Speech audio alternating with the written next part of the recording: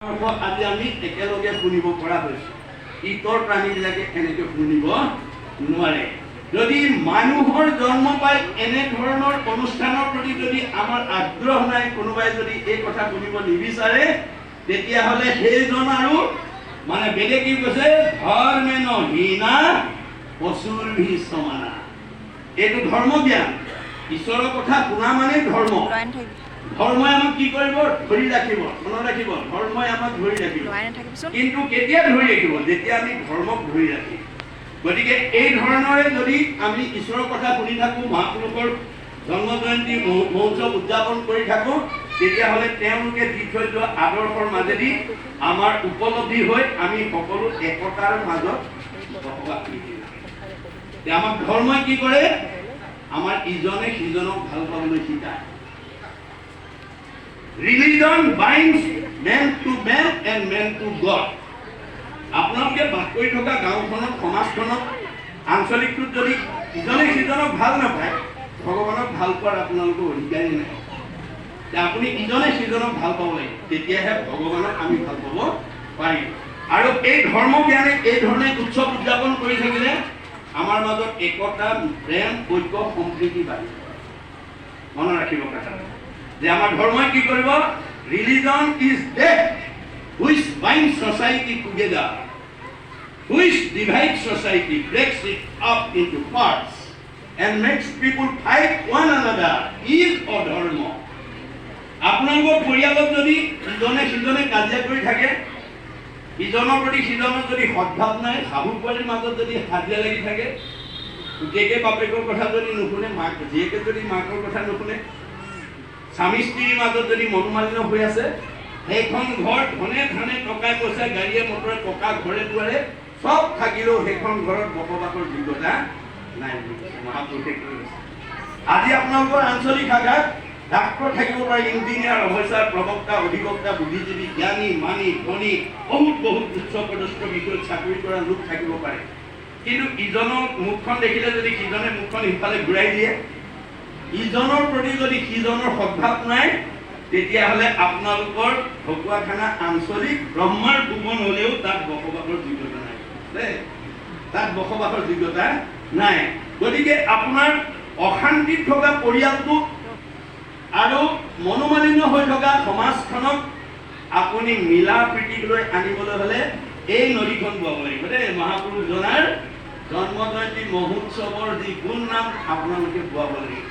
সেইকাৰণে আমাৰ ভাগৱত গুৰুজনে কৈছে, এই নদীখন যি ঠাইত বোৱাব নোৱাৰিব, সেই ঠাইত কেতিয়াও মিলা প্ৰীতি আৰু মৰম চেনেহ সৃষ্টি নহয়। কৃষ্ণ নাম কীৰ্তন নদী নাই যিখানত, ভকতৰ সংগ জৈত নাই, ব্ৰহ্মাৰ ভুৱন ভৈলেও অপবিত্ৰ সিটো আজি, যোগ্য নোহে থাকিবে তথাই। ব্ৰহ্মাৰ ভুৱন হ'লেও তাত থকা যোগ্যতা নাই। গতিকে আমি এই মহোৎসৱৰ যোগেদি আজি মহাপুৰুষ কি কাৰণে আমাৰ মাজত আহিবলৈ বিচাৰিছে, এই কথাখিনি শুনাৰ প্ৰাক মুহূৰ্ততে আপোনালোকৰ মই দৃষ্টি আকৰ্ষণ কৰিব বিচাৰিছো যে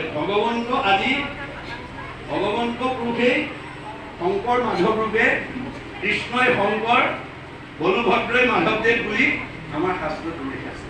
তেওঁলোকে অৱতাৰ হৈ আমাৰ মাজলৈকে আহিছে। কিহৰ কাৰণে আহিছে? যে আমাৰ এই জীৱশ্ৰেষ্ঠ মানুহক প্ৰকৃত জ্ঞানৰ পথ দি আমি যাতে উদ্ধাৰ হৈ যাব পাৰোঁ, আমি নিজৰ ঘৰখন যাতে বিচাৰি উলিয়াব পাৰোঁ, তাৰ কাৰণে তেওঁলোক আহি আছে। গতিকে এই কথাবিলাক আমি শুনিলেই, মই আগতে কৈছিলোঁ যে শুনি নহ'ব, কিন্তু কেনেকৈ শুনিব লাগিব?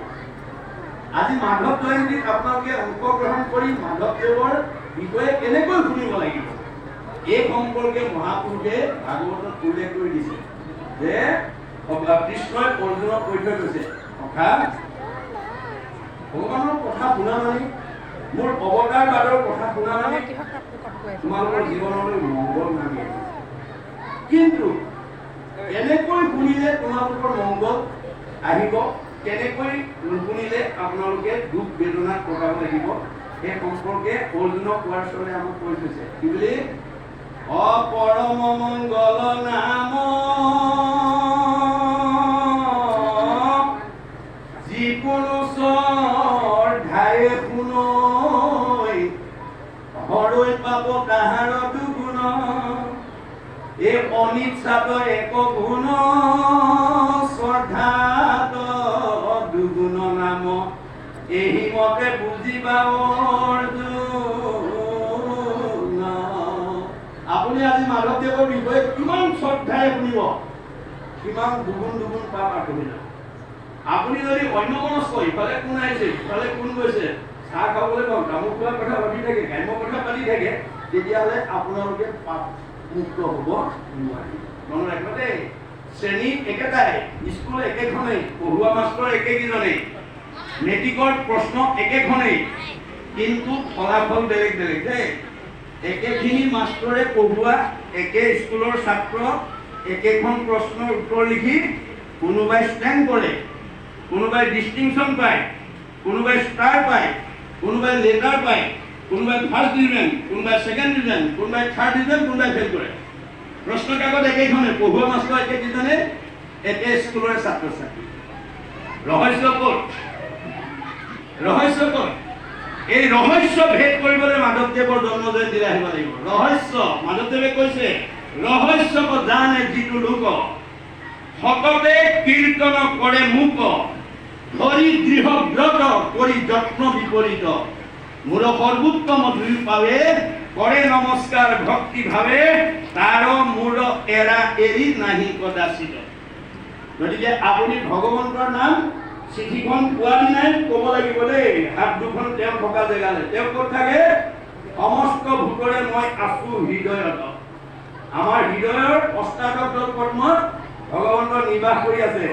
এই নিমন্ত্ৰণী চিঠিখন পাওঁতে হাত দুখন তেওঁৰ ওচৰলৈ আনি ক'ব লাগিব, প্ৰভু পৰম ভাগ্যৰ বলত বছৰেকৰ মূৰত আঞ্চলিক ভাষাই অনুষ্ঠিত কৰা মাধৱ জয়ন্তী মহোৎসৱৰ সভাত উপস্থিত থাকি ভগৱানৰ কথা শুনি জন্ম জন্মান্তৰৰ কাৰণে পুণ্য অৰ্জনৰ এটা সুযোগ মোৰ জীৱনলৈ নামি আহিছে। গতিকে তুমি আগৰ দিনৰ দৰে মোক অকল বিষয়ৰ কামতে লিপ্ত কৰাই নাৰাখিবা। নিৰ্দিষ্ট সময়ত যাতে মই গৈ ভকতৰ মাজত বহি স্বাদত অমৃতময় পৰম আনন্দ ৰস যাতে পান কৰিব পৰাকৈ তুমি মোক পঠাবা। এই বুলি যদি কয়, আগতীয়াকে যদি তেওঁক দৰখাস্তখন দি থয়, তেওঁ অনুমোদন জনাই দিবা দেই, হ'ব বাৰু নিৰ্দিষ্ট সময়ত যাব পাৰিবা দেই। কিন্তু চিঠিখন পাই যদি কয় কেলেনো মাতিলে, এতিয়া ইমান কামৰ দিন, আলহী তুলহী আহিব, ল'ৰা ছোৱালীকেইটা কোনে চাব, ব্যৱসায়টো কোনে চাব, নগ'লেও আঞ্চলিকৰ বিষয়ববীয়াই বেয়া পাব, গ'লেও কাম ক্ষতি হ'ব, যাওঁৱেই নে নাযাওঁৱেই নে, এই বুলি ভাবি যদি আপুনি নিমন্ত্ৰণ পত্ৰখন লয়, আপোনাক কোনোদিন ভগৱন্তই নিৰ্দিষ্ট সময়ত নপঠায় দেই, মনত ৰাখিব। যদাতি স্বপ্ৰাপ্নোতি। গতিকে আপোনাক এই শৰীৰটো কি কাৰণে দিছে? যে আপুনি পৰৰ উপকাৰ কৰি পুণ্য অৰ্জন কৰি জীয়াই থাকোঁতে শান্তি আৰু মৰিলে সৎগতি পাবৰ কাৰণে দিছে। আজি যদিও আপোনালোকে দুদিনীয়া কাৰ্যসূচীৰে মাধৱ জয়ন্তী উদযাপন কৰিছো বুলি ভাবিছে, আমাৰ বেদৰ মতে আপোনালোকৰ আঞ্চলিক ভাষাই এই দুদিনীয়া যজ্ঞ পাতিছে। যজ্ঞ পাতিছে। মূত চিত্ত দিয়া যিটো কৰৈ কৰ্ম ধৰ্ম, তাৰ নাম যজ্ঞ সখী কৈলো কিটো মৰ্ম। এই যজ্ঞটো পূৰ্ণাংগ কৰিবৰ কাৰণে যিসকলে আহি কায়িক মানসিক বৌদ্ধিক আৰ্থিকভাৱে অৱদান দিছে, সেইসকলৰ মূল্যাংকন কি? পদে পদে অশ্ৰমেধ ফলন প্ৰাপ্নোতি নিত্যস্য। মাধৱ জয়ন্তী ভাগ সফল ৰূপায়ণ কৰিবৰ কাৰণে কায়িক মানসিক বৌদ্ধিক আৰ্থিকভাৱে যিসকলে অৱদান দিছে, এই জন্মত তেওঁলোকৰ প্ৰতিটো খোজৰ মূল্য হ'ব এটা এটা অশ্বমেধ যজ্ঞৰ সমান পুণ্য। তেতিয়া আপোনাৰ জীৱনটো পৰকালত কিমান ওপৰলৈ যাব সেইটো কালেহে নিৰ্ণয় কৰিব, মনত ৰাখিব দেই। গতিকে আপুনি সৎ কামত যাতে আগবাঢ়ি আহি এই হাতকেইখন যাতে লগাব পাৰে। আমাৰ ভগৱন্তই কৈছে, উদ্ধৱক যাবৰ সময়ত কৈছে, হেৰা সখা ব্ৰহ্মা হৰ হলায়ুধ লক্ষ্মী প্ৰিয় জায়া। মই ব্ৰহ্মাকো ভাল পাওঁ, দাদা বলভদ্ৰকো ভাল পাওঁ আৰু হৰকো ভাল পাওঁ। পৰম সুন্দৰ ব্ৰহ্মা হৰ হলায়ুধ লক্ষ্মী প্ৰিয় যায়। এওঁলোকতকৈ মোৰ নিজৰ ভাৰ্যা লক্ষ্মীক বেছি ভাল পাওঁ। লক্ষ্মীকেও পৰম সুন্দৰ মোৰ দেখাই ইটো কায়া। মই লক্ষ্মীতকৈ লক্ষ্মী মোৰ ভাৰ্যাতকৈ মোৰ নিজৰ দেহটোক ভাল পাওঁ আৰু মোৰ দেহটোতকৈ কাক ভাল পাওঁ? সবাতো অধিক তুমি মোৰ প্ৰিয়তম নাহি আন বান্ধৱ উদ্ধৱ তুমি হম। যে মোৰ নিজতকৈও মই ভকতক ভাল পাওঁ আৰু সেই ভকতক যদি আপুনি সেৱা কৰে, শুশ্ৰূষা কৰে, আচমনি কৰে, শ্ৰদ্ধা কৰে আৰু সেই ভকতে যদি আপোনালোকক আশীৰ্বাদ দিয়ে, আপোনালোকৰ কৃপা হ'ব নে নহয় ভগৱানৰ? গতিকে তাৰ কাৰণে আমি সজাগ হৈছোঁ নে নাই? আমি মাধৱ জয়ন্তী শুনিবলৈ আহিলেই নহ'ব। মাধৱে যিখিনি আদৰ্শ দেখুৱাই থৈ গৈছে সেই আদৰ্শখিনি আমি অনুকৰণ কৰিব লাগিব। মাধৱদেৱে যিখিনি আদৰ্শ দি থৈ গৈছে সেইখিনি আমি অনুকৰণ কৰিব লাগিব। শংকৰ মাধৱ আমাৰ মাজলৈ কিয় আহিছে? আৰু আমি বছৰি বছৰি এই অনুষ্ঠানটো কিয় পাতি থাকিব লাগে? এই কথা আমি আগতীয়াকৈ জানিব লাগিব দেই। এই কথা যি নাজানে সি ইয়ালৈ আহিলেও তাৰ কোনো বিশেষ লাভ নহ'ব। গতিকে আমি তাৰ আগতেই আমাৰ বেদৰ অভিমতেৰে সৈতে আমি জানিব লাগিব। ভগৱন্ত কৃষ্ণই ব্ৰহ্মাক কৈছে, হেৰা সৃষ্টিকৰ মোৰ জাতি কুল কৈত আছে সৃষ্টিকৰ মৎস্য কুৰ্ম শুকৰ আদি ধৰু কৰে। মোৰ জাতিকুল ক'ত আছে ব্ৰহ্মা? তৎসত্বেও মই মাছ কাছ গাহৰি হ'ব লগা স্বভাৱতে অজময় জন্ম নাহি যাৰ ভকতৰ ইচ্ছাই মই ধৰো অৱতাৰ। মই অজ ব্ৰহ্ম, মোৰ জন্মও নাই মৃত্যু নাই, তৎসত্বেও মই ভকতৰ ইচ্ছা পূৰণ কৰিবৰ কাৰণে মই বিভিন্ন অৱতাৰ ধাৰণ কৰিব লাগে আৰু এই অৱতাৰবিলাক ধাৰণ কৰি মই কিছুমান গুণলীলা কৰি থৈ আহিছোঁ। স্বভাৱতে অজমাই জন্ম নাহি যাৰ ভকতৰ ইচ্ছাই মই ধৰো অৱতাৰ মোৰ জন্ম কৰ্ম গাই হৈ যাব নিষ্ঠা কি কাৰণে মই ধৰো অৱতাৰ। ভগৱন্তৰ নিৰ্গুণ কৃষ্ণৰ গুণ লীলাবিলাক যদি আমি গাওঁ শুনো আমি উদ্ধাৰ হ'ব পাৰিম। সেইকাৰণে ভগৱন্তই অৱতাৰবিলাক ধাৰণ কৰিছে আৰু সেই একেটা উদ্দেশ্যতে শংকৰ মাধৱো আমাৰ মাজলৈ আহিছে বুলি গুৰু চৰিত্ৰত কৈছে। তল গৈল লোককলি পাপ সাগৰত কৃপাময় কৃষ্ণে চিন্তা কৰে বৈকুণ্ঠত ইটো লোক সমস্তক কৰিতে উদ্ধাৰ শংকৰ মাধৱ ৰূপে ভৈলা অৱতাৰ। যে আমাৰ এই কলি লোকসকলক উদ্ধাৰ কৰিবৰ কাৰণে শংকৰ মাধৱ ৰূপে এই ধৰাধামলৈ আহি আমাক কি কৰিলে? আমাৰ জীৱনশৈলীৰ পথবিলাক আমি মানুহ হিচাপে কেনেকৈ আমি আগবাঢ়ি যাব লাগিব তাৰ সকলো নিয়ম শিকাই থৈ গ'ল, সকলো নীতি নিয়ম শিকাই থৈ গ'ল। গতিকে শংকৰদেৱে অসম মাতৃৰ বুকুতে আৱিৰ্ভাৱ হৈ চাৰিওফালে এবাৰ চালে। অসমত বিভিন্ন জাতি জনগোষ্ঠীৰ লোকৰ বসবাসৰ স্থলী। এই সকলোবিলাক ঈশ্বৰৰ অমৃতৰ সন্তান। মই যদি সমাজৰ লোকক এই আধ্যাত্মিক জ্ঞানৰ দ্বাৰা সকলো যে ভগৱানৰে সন্তান এই কথাটো যদি মই উপলব্ধি কৰাব নোৱাৰোঁ তেতিয়াহ'লে আমাৰ মাজত ঐক্য সম্প্ৰীতি প্ৰেমৰ মাজত আমি বসবাস কৰিব নোৱাৰিম। সেইকাৰণে প্ৰথম তেওঁ দেহ ধৰ্ম ত্যাগ কৰি আত্মা ধৰ্ম যে আমি ল'ব লাগে এই কথাটো তেওঁ আদৰ্শটো দেখুৱাই থৈ গৈছে শংকৰদেৱে। যে কি বুলি কৈছে? সেই সমাজৰ লোকসকল এই যি কিৰাত কছাৰী খাচী গাৰু মিৰি যবন কংক গোৱাল ভুবাজে তুৰুক অসম মুলুক সুবাচনেৰ চান্দাল আনু হব পাপী কৃষ্ণ সেৱ কৰ সংগত পবিত্ৰ হয় হৰিত একান্তে ভকতি কৰিয়া বৈকুণ্ঠে সুখে চলয়। আজি আপোনালোকৰ এই আঞ্চলিক নামঘৰলৈ আপোনালোকৰ ঢকুৱাখানা আঞ্চলিকত বসবাস কৰি থকা বিভিন্ন জাতি জনগোষ্ঠী বিভিন্ন সম্প্ৰদায় বিভিন্ন ধৰ্মাৱলম্বী লোকে আহি ইয়াত অংশগ্ৰহণ কৰি এই কথা শুনি তেওঁলোকে বৈকুণ্ঠলৈ যোৱাৰ পথ মুকলি কৰিব পাৰে। সেইকাৰণে তেওঁ প্ৰথমতে সমাজৰ লোকসকলক দেখুৱাই দিলে, হেৰা সমাজৰ লোকসকল এয়া মই গাৰুৰ ভকত আনিছো দেই, তোমালোকে এওঁক আজিৰ পৰা গাৰু বুলি ঘৃণা নকৰিবা। এওঁ ঈশ্বৰৰ অমৃতৰ সন্তান। এওঁক তোমালোকে আজিৰ পৰা গোবিন্দ আঁতৰি বুলিবা। এয়া মই নগাৰ ভকত আনিছো, এওঁক তোমালোকে আজিৰ পৰা নগা বুলি ঘৃণা নকৰিবা। এওঁ ঈশ্বৰৰ আজিৰ পৰা তোমালোকে নৰোত্তম আঁতৰি বুলিবা।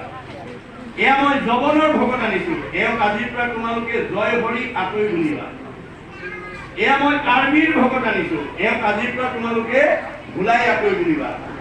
এয়া মই জয়ন্তীয়াৰ ভকত আনিছো, এওঁক আজিৰ পৰা তোমালোকে মাধৱ আঁতৰি বুলিবা। এয়া মই হীৰাৰ ভকত আনিছো, এওঁক আজিৰ পৰা তোমালোকে মথুৰাদাস আঁতৰি বুলিবা। এয়া মই আহোমৰ ভকত আনিছো, এওঁক আজিৰ পৰা তোমালোকে নৰহৰি আঁতৰি বুলিবা। এয়া মই কছাৰীৰ ভকত আনিছো, এওঁক আজিৰ পৰা তোমালোকে বলাই ৰমাই বুলিবা।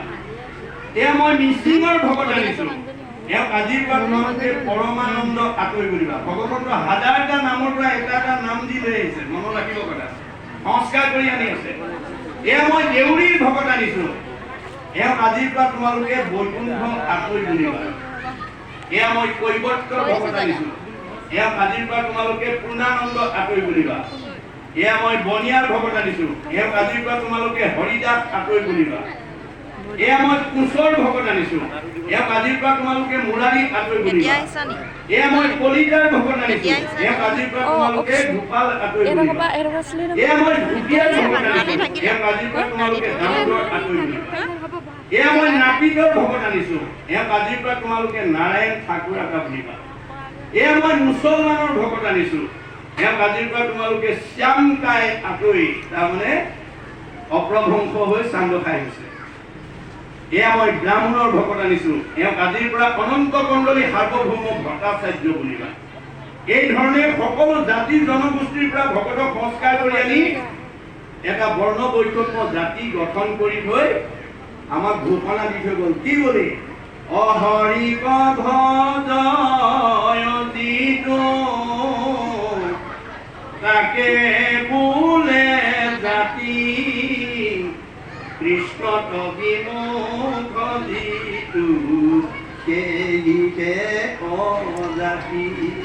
কৃষ্ণক ভজাসকল জাতি আৰু কৃষ্ণৰ বিৰোধী বিলাক অজাতি। আৰু চৈতন্যপন্থীয়েও কৈছে মুচিও মুচি হয় যদি হৰিক ভজে, মুচিও মুচি হয় যদি হৰিক তেজে।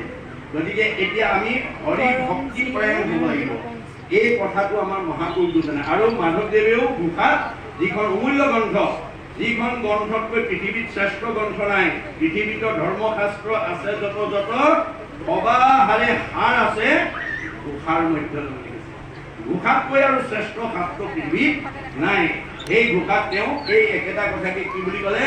নহো জানা আমি চাৰি জাতি, চাৰিও আশ্ৰমী নহো আতি, নহো ধৰ্ম কিল দান ব্ৰত তীৰ্থগ্ৰামী, কিন্তু পূৰ্ণানন্দ সমুদ্ৰৰ গোপী ভৰ্তা পদ কমলৰ দাসৰো দাসত আন নাক ধৰিলো আমি। আমি সকলো ভগৱতৰ দাস। আমাক এই কথা মহাপুৰুষ জনাই দেখুৱাই থৈ গৈছে। এই জনা মহাপুৰুষ আৰু শংকৰ মাজত বয়সৰ বিভাজন আছিল 40 বছৰ। 40 বছৰ বয়সৰ বিভাজন আছিল। আমাৰ অন্যান্য মহাপুৰুষসকলৰ দৰে মহাপুৰুষ মাধৱদেৱেও জন্মৰ পৰা বহুকাল দুখ কষ্টৰ মাজত জীৱন নিৰ্বাহ কৰিব লগা আছিল। তেওঁ পৰিপুৰুষ বন্দুকাৰ আছিল, এতিয়া বৰ্তমান বাংলাদেশত আছে। সেই তাতেই তেওঁ পিতৃ মানে গোবিন্দগিৰিয়ে ৰাজ বিষয়া চাকৰি কৰিছিল। কিন্তু তেওঁ পত্নী ঢুকোৱাৰ পিছত তেওঁ মনলৈ বৈৰাগ্য ভাৱ আহি অহাৰ কাৰণে তেওঁ অসমলৈ আহি আপোনাৰ বৰদোৱাত থাকিবলৈ লৈছিল। আৰু তাতেই শংকৰদেৱে তেওঁ শ্ৰী চেহেৰা দেখি তেওঁক এজন ভাল পুৰুষ বুলি ভাবি এই টেম্পোৱালী জানৰ ওচৰতে ঘৰ বাৰী আদিত থাকিবলৈ দিলে। আৰু কিছুদিনৰ পিছত তেওঁ খুৰাকৰ জীয়েক মনোৰমাক তেওঁলৈ বিয়া দিলে। বিয়া দিয়াৰ পিছতে কছাৰী উপদ্ৰৱ হ'ল। উপদ্ৰৱ হোৱাৰ কাৰণে ভূঞাসকল কায়স্থসকলে উত্তৰ পাৰলৈ আহিবৰ কাৰণে মনস্থ কৰিলে। আৰু শংকৰদেৱে ভাবিলে যে ময়ো ইয়াৰ পৰা যোৱাটোৱে মোৰ মংগলদায়ক হ'ব। এই ধৰণে ভূঞাসকল অহাৰ লগতে আমাৰ মাধৱদেৱৰ পিতৃ মানে গোবিন্দগিৰি আৰু মাতৃ মনোৰমাও উত্তৰ পাৰলৈ আহি তেওঁলোকে কি হ'ল আপোনাৰ গোলাপহেৰিয়াৰ পালাত কৰি তেওঁলোকে ৰাতি টোপনি গৈ থাকোঁতে আপোনাৰ সকলো বস্ত্ৰ পিন্ধা কাপোৰ কেইখনৰ বাদে সকলোবিলাক হৰণ কৰি লৈ মানে চুৰ কৰি লৈ গুচি গ'ল। আৰু মাতৃয়ে ভাৰ্যাৰ তৃষ্ণা দূৰ কৰিবৰ কাৰণে পানী আনিবলৈ গৈ ব্ৰহ্মপুত্ৰ ঘাটত আমাৰ উজিৰৰ লগত চিনাকি হ'ল। আমাৰ নাৰায়ণপুৰৰ উজিৰৰ লগত তেওঁ এজন ৰাজ বিষয়া আছিল। তেওঁৰ লগত চিনাকি হৈ তেওঁ এটা সুন্দৰ শ্ৰী চেহেৰা দেখি তেওঁ পিতৃ জ্ঞান কৰি আৰু ভাৰ্যাক মাতৃ জ্ঞান কৰি দুয়োকে তেওঁৰ লগত লৈ আনি এই তাতে আহি কিছু বছৰ ৰাখিলে। থাকোঁতে ইয়াতেই মাধৱদেৱৰ জন্ম হ'ল। তাৰপিছত উজিৰৰ মৃত্যুৰ পিছত তেওঁলোকে বিভিন্ন দুখ যন্ত্ৰণাৰ মাজত দিন কটাব লগা হ'ল। সেই ধৰণে তেওঁলোকে দিন কটাই মানে ঘাগৰি মাঝি বন্ধুৰ ঘৰত গ'ল। তাত কিছুদিন থাকিল। থকাৰ পিছত তাতে উৰ্বশী নামৰ এগৰাকী ছোৱালী জন্ম হ'ল। যেতিয়া বিয়া দিবৰ হ'ল, কায়স্থ পৰিয়াল নাই, তাক বিচাৰি গৈ পেলাই তেওঁ এই ৰামদাসৰ লগত চিনাকি হ'ল আৰু তালৈকে তেওঁ বিয়া দিলে। দি পেলাই তেওঁ পিতৃৰ সতে মানে এওঁক মানে ইয়াতে থৈ তেওঁ পিতৃৰ লগত লৈ গুচি গ'ল। মাক আৰু জীয়েকক জোৱায়েকৰ ঘৰতে ৰাখি থৈ পেলাই তেওঁ সেই পূৰ্বৰ বন্ধুতা য'ত মানে আগৰজনী ভাৰ্যাৰ এটা পুত্ৰ আছিল এই দামোদৰ বুলি, তেওঁক দেখা কৰিবলৈ গ'ল। তাতেই কিছুদিন থকাৰ পিছত মানে আমাৰ মাধৱদেৱৰ পিতৃ মৃত্যু হ'ল। মৃত্যু হোৱাত মাধৱদেৱে মাকৰ খবৰ ল'বৰ কাৰণে আহি থাকোঁতে খবৰ পালে যে মাকৰ নৰীয়া। তেতিয়া তেওঁ আছিল শাক্তধৰ্মী মানুহ, নানান দেৱ দেৱতা পূজা কৰে। গতিকে তেওঁলোকে নাৱত আহি থাকোঁতে তেওঁ আগ কৰিলে যে মাৰ কল্যাণৰ কাৰণে মই দুটা পাঠা ছাগলী আগ কৰিছোঁ। আহি ঘৰ পাই দেখিলে মাক আৰোগ্য হ'ল। গতিকে পাঠা ছাগলী দুৰ্গা পূজাত দিবৰ কাৰণে বৈনায়কক পাঠা ছাগলী কিনিবলৈ পঠিয়ালে। আৰু বৈনায়কে তেতিয়া পাঠা ছাগলী কিনি ননাৰ কাৰণে তেওঁ গালি গালাজ পাৰিলে। বৈনায়কে ক'লে তুমি গালি পাৰি লাভ নাই, গতিকে এইবোৰ প্ৰাণী হিংসা কৰি স্বৰ্গসুখ কৰি লাভ নাই। গতিকে মোৰ গুৰু শ্ৰীমন্ত শংকৰদেৱৰ মই শৰণ গ্ৰহণ কৰিছোঁ, তেওঁ এক ঈশ্বৰ শৰণ দিছে। গতিকে তেওঁৰ লগত তুমি বাস কৰাগৈ, তেতিয়াহে তোমাক মই প্ৰকৃত মানুহ বুলি ক'ম। আৰু বৈনায়কৰ লগত তৰ্কবাদ কৰি শংকৰৰ লগত প্ৰতিবাদ কৰিবৰ কাৰণে গ'ল। বৈনায়কে লৈ গ'ল। তেওঁ ভাবিছিলে আজি তেওঁক যুদ্ধত পৰাভূত কৰি, কিন্তু দৰশিত সুন্দৰ গৌৰ কলেবৰ জৈচন পুৰকৰ কাষ সকলো সভাসদ ৰঞ্জন যা কেৰি দৰকনে পাপ বিনাশ। মাধৱদেৱে শংকৰদেৱৰ শ্ৰী দেখিয়ে অভিভূত হৈ দীঘলতি পৰিলে। গতিকে তেওঁ পৰিচয় ল'লে আৰু মানে এই হেৰিয়াৰ মাক গোটেই গুৰি কোৱাৰ কাৰণে মোৰ দেখোন নিজৰেই বুলি তেওঁৰ লগত পৰিচয় হ'ল। হোৱাৰ পিছতে সেই আমাৰ মাজুলীৰ গুৱাহাট বেলগুৰিতেই তেওঁলোক দুয়োজনৰ মাজত মিলন হ'ল। যিটো প্ৰথমতে তেওঁ 3 প্ৰহৰ তৰ্কবাদ কৰিছে, মানে আপোনাৰ শাক্ত ধৰ্মৰ শাস্ত্ৰৰ ওপৰত আৰু তেওঁ এককৰণবাদৰ ওপৰত। অৱশেষত তৰুমূল স্বৰূপত তেওঁ পৰাভূত হ'ল। বৃক্ষৰ গুৰিত আনি দিলে জল, বয়স স্বীকৃতি ডালৰ পাত পুষ্প ফল, ডালে পাতে দিয়ে যদি মূলতে নেদয়, নোহোৱাই টিপিটি আৰু পাত পুষ্প ফল। এই তৰুমূল স্বৰূপত মাধৱদেৱ পৰাভূত হৈ তেওঁ শৰণাপন্ন হ'ল। আৰু সেই শৰণাপন্ন হোৱাৰ দিনৰে পৰা তেওঁ গুৰু সেৱাৰ কাৰণে মনস্থ কৰিলে। আনকি তেওঁ জীৱনৰ বিয়া পাতিবৰ কাৰণে আঙুঠি পিন্ধোৱা নেঘেলটিঙৰ এগৰাকী কইনাকো তেওঁ কৌশলগতভাৱে যে মই যদি এই বিবাহ পাশত আবদ্ধ হৈ যাওঁ তেতিয়া মোৰ গুৰু সেৱা কৰা শুদ্ধ নহ'ব। গতিকে তেওঁৰ পৰা কেনেকৈ মই ৰেহাই পাওঁ, এই কৌশল কৰি বন্ধুতালৈ তেওঁৰ ভাৰ্যাক নিয়াৰ প্ৰস্তাৱ দিয়াৰ কাৰণেই নেঘেলটিঙৰ বহু শাহুৱেকে এইটোত সমান্তি হোৱাত তেওঁ আঙুঠিটো ঘূৰাই বিচাৰিলে আৰু তেওঁ ভাল পালে, দি দিলে আৰু গুৰুজনৰ আহি অৱগত কৰিলে। কৰাৰ পিছৰ পৰাই গুৰুজনে ভাবিলে যে এজন উপযুক্ত শিষ্যক মই লগ পাইছোঁ। গতিকে সেইজন শিষ্যক লগ পোৱাৰ পৰৱৰ্তী সময় যদি আজি শংকৰ মাধৱৰ এই মণিকাঞ্চন মিলন নহ'লেহেঁতেন, তেতিয়াহ'লে শংকৰদেৱৰ এককৰণ ধৰ্মবাদটো আজি ইমান ধৰণে প্ৰচাৰ নহ'লেহেঁতেন। গতিকে এয়াই হৈছে মাধৱদেৱ শংকৰদেৱৰ অত্যন্ত প্ৰিয় শিষ্য। আৰু সেই মাধৱদেৱে শংকৰদেৱৰ সহযোগত যে আমাৰ এই জগতৰ লোকসকলক এককৰণ হৰিনাম ধৰ্মৰ উপৰিও সাহিত্য, সংস্কৃতি, গীত, নৃত্য, অভিনয় সকলো দিশত তেওঁ প্ৰতিভা বিলাই থৈ গৈছে মাধৱদেৱে। আৰু তেওঁ সমাজ সংস্কাৰ দিশৰ কথাটো মই ইতিমধ্যে ক'লোঁ। সাহিত্য চৰ্চা কৰিছিল। সাহিত্য চৰ্চাটো তেওঁলোকে সাহিত্যিকৰ উপাধি ল'বৰ কাৰণে নহয়, আধ্যাত্মিক জ্ঞান প্ৰদান কৰিবৰ কাৰণে।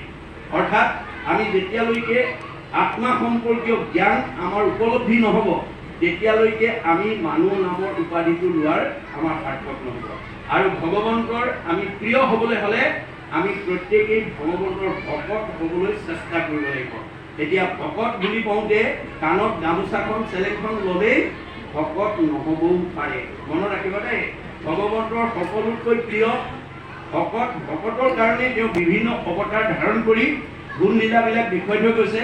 গতিকে সেই গুণ লীলাবিলাক যেতিয়া আমি আজিৰ দৰে অনুষ্ঠানত অংশগ্ৰহণ কৰি শ্ৰৱণ কীৰ্তন কৰিম, তেতিয়াহ'লে আমাৰ সেই গুণময় ভাৱবিলাক নিৰ্গুণত্ব হৈ যাব আৰু আমি দিনক দিনে আনন্দৰো আনন্দ, শান্তিৰো শান্তিলৈ আমি আগবাঢ়ি গৈ যাম। যাৰ কাৰণে নিমি ৰজাক কৈছে, শুনা ৰাজা যিটো মহামোহে অন্ধ প্ৰায়, পুত্ৰ দ্বাৰা দেহ দেখে আকুল সদায়, কদাচিতো তা সম্বাৰ নুগুচয় ভয়, কৃষ্ণ পদা পূজে যেনে সেৱা নকৰে। আমি ঈশ্বৰ সেৱা যেতিয়ালৈকে নকৰিম, আমাৰ ভয়ৰ পৰা আমি কোনেও পৰিত্ৰাণ নাপাম। কৃষ্ণ পদ সেৱা দেখে গুচে ভৱ দুখ, আকেশে বুলিও ৰাজা আত্যন্তিক সুখ।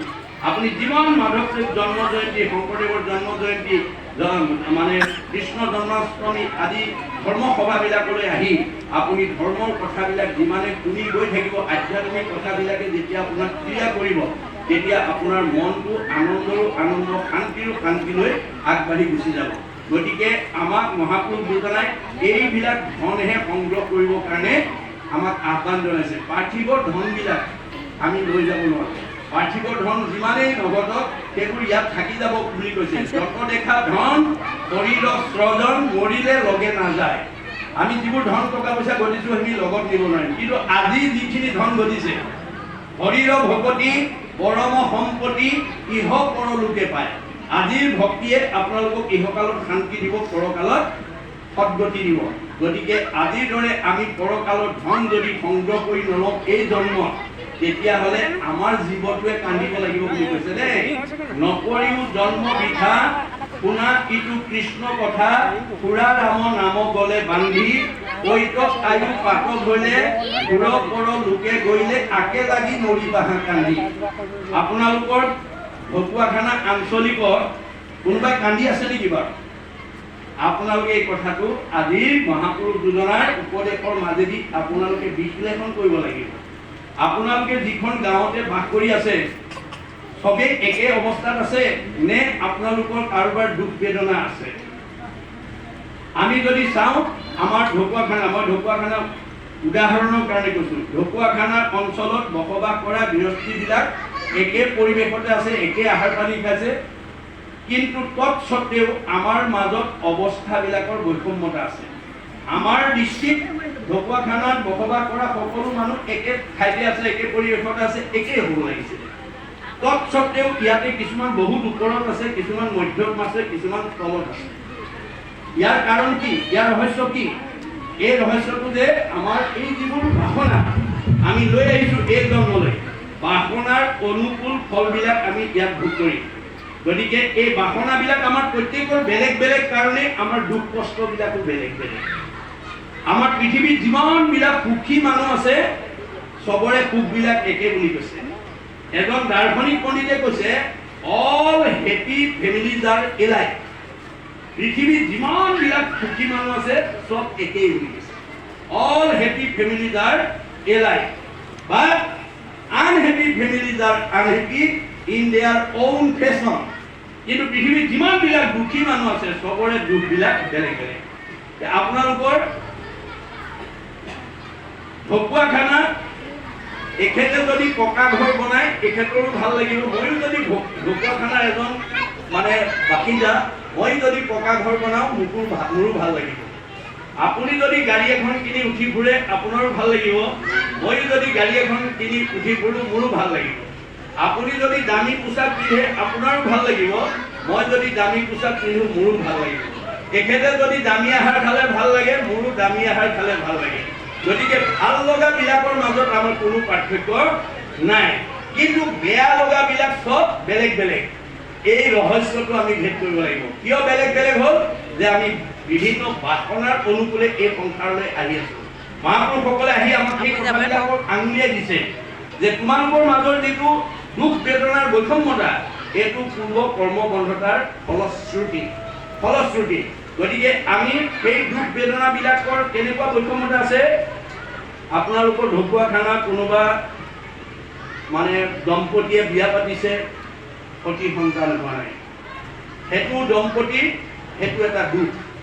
কাৰোবাৰ ল'ৰা জন্ম হৈছে ছোৱালী নাই, সেইটো দম্পতি সেইটোৱে দুখ। কাৰোবাৰ আকৌ ছোৱালী হৈছে ল'ৰা নাই, সেইটো দম্পতি সেইটো দুখ। কাৰোবাৰ আকৌ স্বামী স্ত্ৰীৰ মাজত মনোমালিন্য হৈ আছে, সেইটো পৰিয়ালত সেইটোৱে দুখ। কাৰোবাৰ শাহু বোৱাৰীৰ মাজত মনোমালিন্য হৈ আছে, সেইটো পৰিয়ালত সেইটোৱে দুখ। কাৰোবাৰ আকৌ চব আছে, শৰীৰত বেমাৰ আছে, সেইজনৰ সেইটোৱে দুখ। কাৰোবাৰ আকৌ ককাই ভাইৰ মাজত মিলা প্ৰীতি নাই, তেওঁলোকৰ সেইটোৱে দুখ, ইত্যাদি ইত্যাদি। এই যে বৈষম্যতাৰ দুখবিলাক আমি ভুগিবলগীয়া হৈছে, এই কথাৰ ৰহস্যবিলাক মহাপুৰুষ মাধৱদেৱে আমাক দেখুৱাই থৈ গৈছে যে তোমালোকে এই ৰহস্যবোৰ ভেদ কৰিবা। এই ৰহস্যবোৰ কৰ্ম বাসনাৰ অনুকূলে আহি ইয়াত আমি ভোগ কৰি আছো। ইয়াৰ পৰা তোমালোকে মুক্ত হ'ব লাগিব। আপোনালোকৰ কৰ্মবন্ধৰ দুখবিলাক বাসনাৰ অনুকূলে আহি আছে। কোনে কি বাসনা লৈ আহিছে আপুনি কাৰ্যতহে দেখিব। বাসনা অসীম, কিন্তু চাৰিটা বাসনা প্ৰত্যক্ষ হয়: ৰাজনৈতিক বাসনা, ধৰ্মনীতি বাসনা, অৰ্থনীতি বাসনা আৰু সমাজনীতি বাসনা। আপোনাতকৈ কম শিক্ষিত, কম মানে বয়সৰ এজন মানুহ আপোনাতকৈ বৰগীত ভালকৈ গাব জানে, বাদ্য ভালকৈ বজাব জানে, অভিনয় ভালকৈ কৰিব পাৰে, ৰাজনীতিত আপোনাতকৈ বেছি কৰিব পাৰে, ধন উপাৰ্জন কৰাৰ পলিচি তেওঁ আপোনাতকৈ বেছি কৰিব পাৰে, সমাজত তেওঁ আপোনাতকৈ কম বয়স কম শিক্ষিত হৈও প্ৰতিষ্ঠিত হ'ব পাৰে। আমাৰ মতে মোতকৈ কম বয়স কম শিক্ষিত মোতকৈ কম জানিব লাগিছিলে, তেতিয়াহ'লে মোতকৈ কম বয়স কম মানে কম শিক্ষিত হৈ মোতকৈ কোনোবা দিশত প্ৰতিভাটো তেওঁ কেনেকৈ বঢ়াই দিলে, এই কথা আপোনালোকে জানিব লাগিব।